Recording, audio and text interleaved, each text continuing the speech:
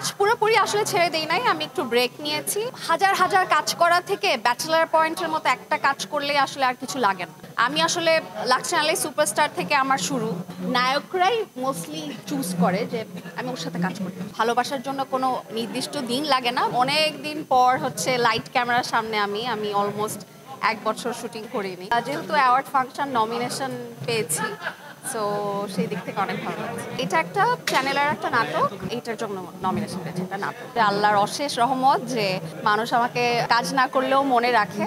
আমি যেখানেই যাই সবাই আমাকে অন্তরা অন্তরা বলে ডাকে। আমার অ্যাকচুয়াল নাম যে ফারিয়া, এটা আসলে কেউই জানে না এখন। সো ওইটা আমি খুব এনজয় করি।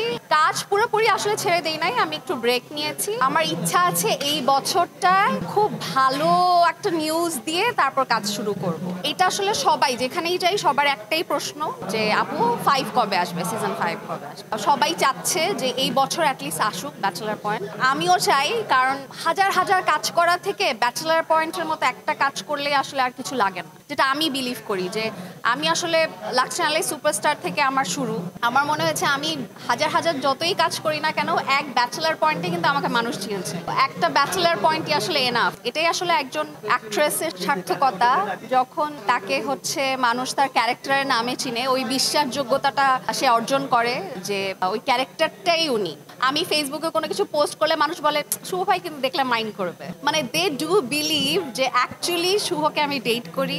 মালয়েশিয়া আমি পড়াশোনা করেছি, বাট অন্তরা হওয়ার পর যেহেতু প্রথম গিয়েছি, এয়ারপোর্ট থেকে শুরু করে মানে পুরাটা জার্নি আমি এত বাংলাদেশি মানুষের ভালোবাসা পেয়েছি। এবং আমার গাড়িটা পর্যন্ত এয়ারপোর্টে যারা স্টাফ, যারা কাজ করেন, আমাদের বাংলাদেশি যারা কাজ করেন এয়ারপোর্টে, সবাই আমাকে দেখে এমনভাবে দৌড়ে এসেছে মালয়েশিয়ান এয়ারপোর্টে যে অন্তরাপু অন্তরাপু, অ্যান্ড আমার গাড়িটা পর্যন্ত তারা বুক করে দিয়েছে। মানে একদম আমি যাওয়ার আগ পর্যন্ত তারা আমার সাথে ছিল, মানে হোটেলে পৌঁছানোর আগ পর্যন্ত তারা ট্রাই করেছে যে অন্তরাপু যাতে সেফলি হোটেলে পৌঁছাতে পারে।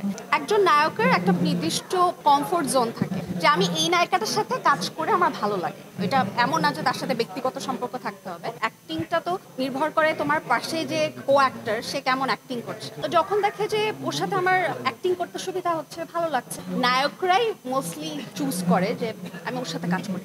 সেই দিক থেকে বলবো যে আমি একটু আনফর্চুনেট, আমাকে হয়তো কারো ভালো লাগে নাই, আমি হয়তো ওই কমফোর্ট জোনটা, মানে অ্যাক্টিং হয়তো একটু এখনো কাঁচা আছি, হয়তো আরো শিখতে হবে। তো আমার মনে হয় যে এই জন্য আমি আসলে কখনো কোনো সিন্ডিকেটে করি নাই, আমি আসলে ইন্ডিভিজুয়ালি কাজ করে গেছি।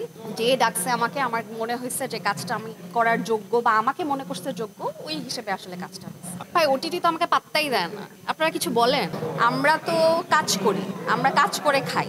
এটা আসলে রাজনৈতিক ব্যক্তিরা ভালো উত্তর দিতে পারবে আমরা কতটা সেফ।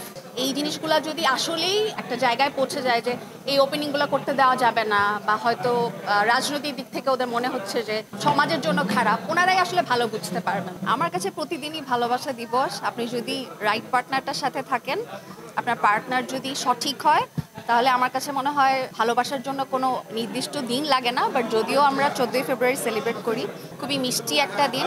ভালোবাসা সবার মধ্যে ছড়িয়ে যাক, অ্যান্ড সবাই ভালো থাকুক ভালোবাসার মানুষটা নিয়ে।